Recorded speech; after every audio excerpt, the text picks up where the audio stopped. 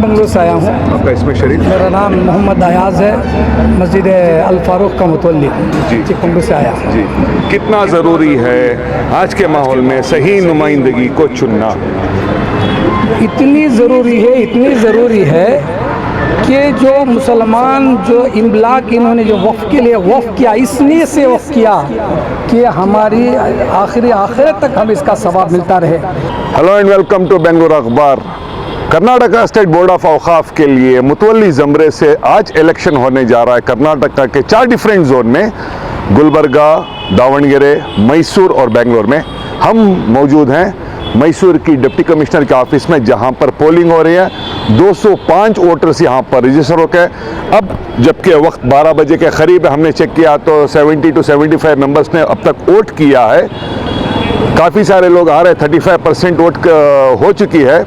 इस बार के चुनाव पहले वाले चुनाव से काफ़ी डिफरेंट हैं, क्योंकि जब से नरेंद्र मोदी सरकार ने पार्लियामेंट में वफ़ अमेंडमेंट बिल 2024 को इंट्रोड्यूस किया है, डिप्टी कमिश्नर्स के ज़रिए से पावर शेयरिंग को बात की है, काफ़ी सारी चीज़ें जो मुसलमानों को सही नहीं लगते इस तरह का है। ऐसे में ये चुनाव काफ़ी इम्पॉर्टेंट हो जाता है। आइए यहाँ से कुछ वोटर आज़ाद से भी हम बात करते हैं जिन्होंने वोट किया, और कैंडिडेट से भी हम बात करते हैं।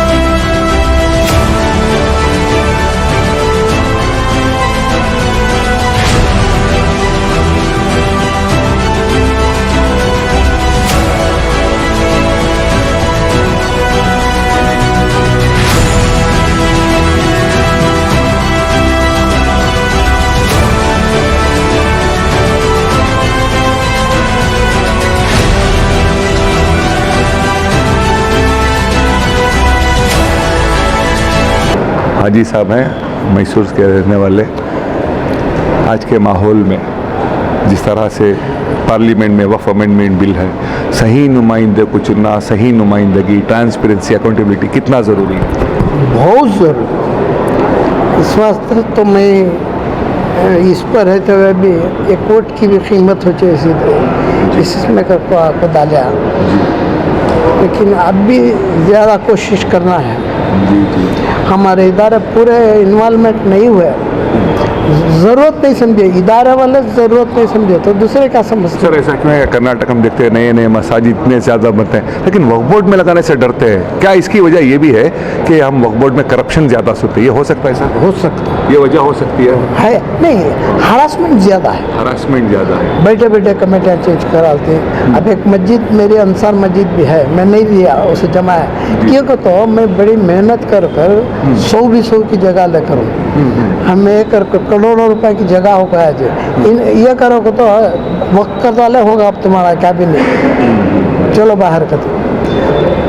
ऐसा हो को सुबह को बोलते शाम को कमेटी हो जाती है, ऐसा हो जाता ना को नहीं डालते। उसमें क्या है तो सिंसियरिटी रखना,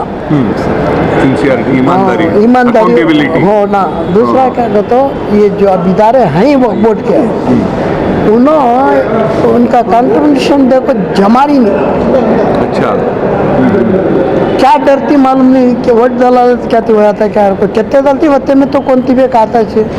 तो इस वक्त क्या है तो हमारे करीबन 300 इदारे के डिस्ट्रिक्ट के अंदर है जी। पैसे नहीं बन को कितने जने नहीं।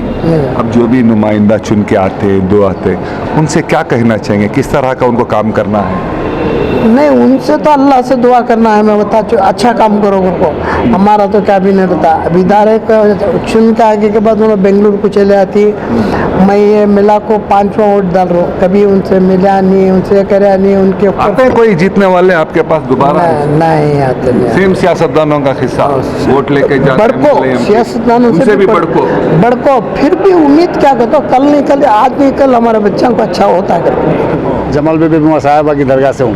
आपका इसमें शरीक? सैयद महमूद शाह हुसैन, सैयद शाह महमूद हुसैनी है मेरा नाम। जी, जो वक्फ बोर्ड में आप मुतवल्ली को मेंबर को सेलेक्ट करने जा रही, क्या तवक्को उम्मीद रखती हैं जो सेलेक्ट होकर जाता है? क्या चाहते आप उससे? हमारे जो दरगाह में जो है काम, हमारे जो मजबूरियाँ हैं वो ज़रा पूरे करे तो बस। अच्छा आदमी आको हमारा काम करके दिया तो बस। हम ना दो पैसा नहीं, दूसरा ये क्या भी नहीं देने का ज़रूरत नहीं, सही ना को क्या भी। हमारे दरगाह को जो भी आदमी आता है उसकी एक सहूलत, पकाने उधर जगह नहीं, उधर बारिश आए तो खड़ोने जगह नहीं है, ऐसा है हमारी दरगाह में। हमारी दरगाह क्या कहते हो, हासन डिस्ट्रिक्ट का लास्ट बॉर्डर, वहाँ क्या है, हमने एक पकाने का शेड और एक हाईटेक बाथरूम की ज़रूरत बहुत है, और मस्जिद का भी काम थोड़ा हो गया है, थोड़ा नहीं है। ये सभी घर को देने वाले होना,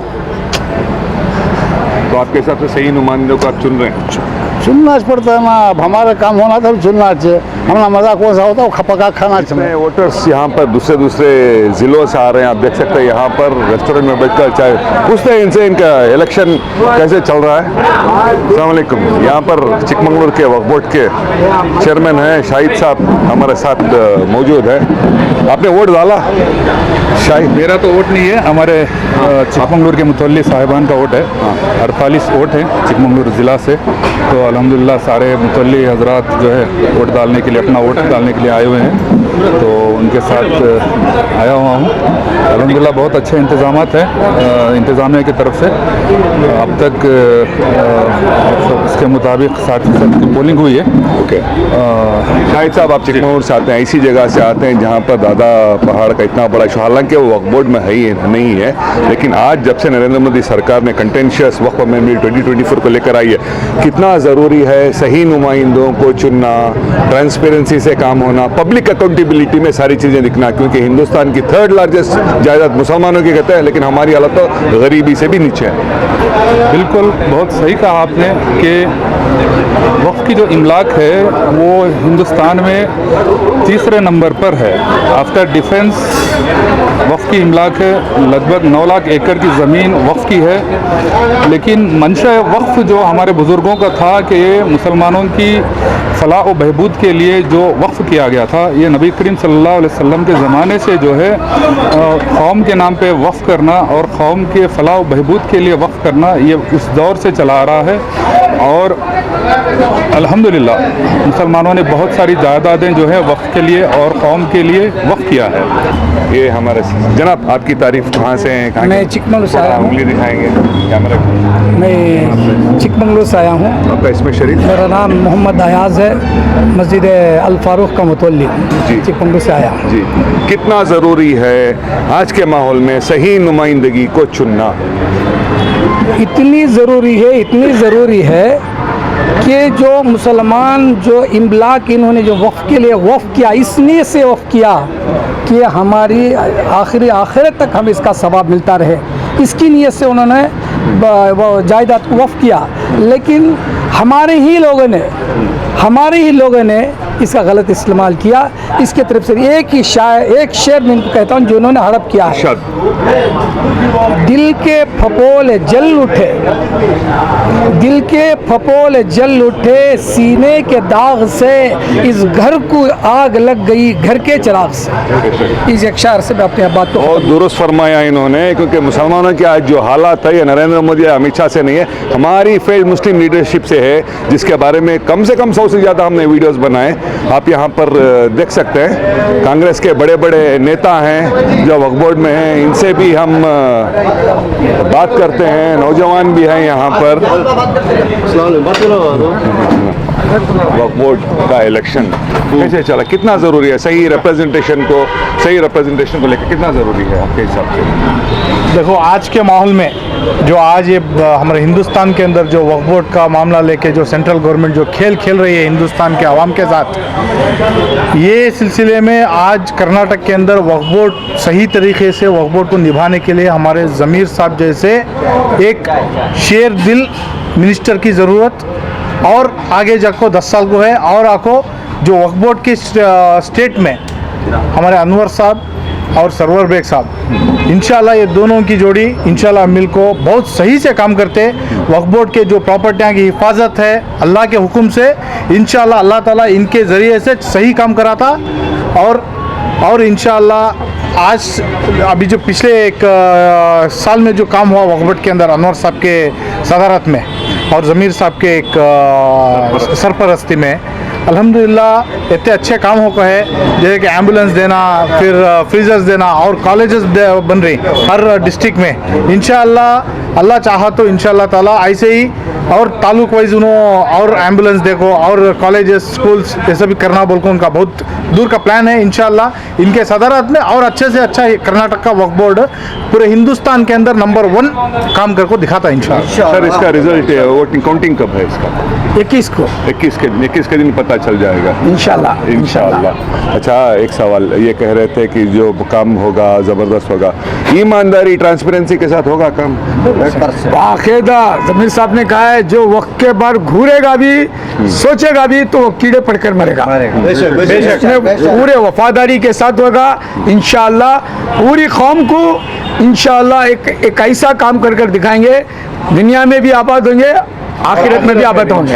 ये बड़ी ज़रूरी बात है, क्योंकि ट्रांसपेरेंसी और अकाउंटेबिलिटी अगर किसी भी काम में नहीं है तो कोई भी काम का फ़ायदा ही नहीं होता। क्योंकि 3rd लार्जेस्ट प्रॉपर्टीज़ इंडिया में हमारी हैं, कुछ हमारे हजरात भी हैं, इनसे भी हम बात करते हैं। सर वक्फ बोर्ड का इलेक्शन, आप कोई वोटर्स हैं इसमें, आपने वोट डाला? सर दिखाएंगे, आप देख सकते हैं यहाँ पर शाही, यहाँ पर। सर आपकी तारीफ, और आप कहाँ से हैं? मेरा नाम नासिर खान साहब, एन्नापुर से आया हूँ, चिकमगढ़ डिस्ट्रिक्ट से। चिकमगढ़ डिस्ट्रिक्ट से हैं आप। जिसको आपने सेलेक्ट किया है उस नुमाइंदगी में आप क्या देखते हैं, क्या चाहिए, कैसा होना चाहिए? पहले भी माशाल्लाह बहुत अच्छा काम किए हैं, इंशाल्लाह अभी उम्मीद है इंशाल्लाह बहुत अच्छा काम करेंगे, इसीलिए हम उनको वोट दिए हैं।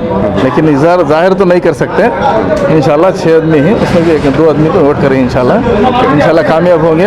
आइंदा भी वक्फ बोर्ड के बारे में, हमारे मुसलमानों के बारे में बहुत अच्छा काम करने की उम्मीद है, इंशाल्लाह कर सकते हैं। Thank you so very much.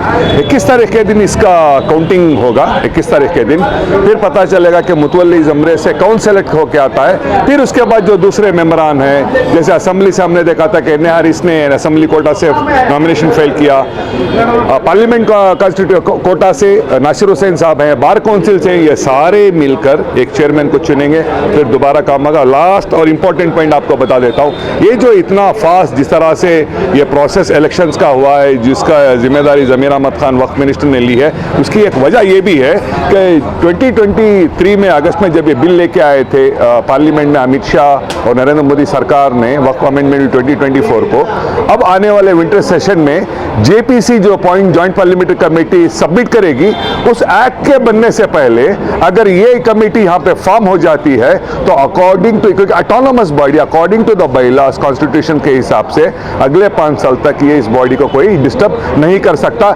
Even in case अगर वो एक्ट वहाँ पे सेंटर में बन जाता है। अब 21 तारीख के दिन हम आपको बताएंगे कि मुतवल्ली ज़मरा कोटा से कौन जीतेगा, फिर उसके बाद हमसे भी आपकी बात कराते हैं। देश और दुनिया की खबरों के लिए जुड़े रहे बेंगलुरु अखबार के साथ। मेरे साथी कैमरा नरेंद्र के साथ मैं हूँ अशफाक अहमद सिद्दीकी।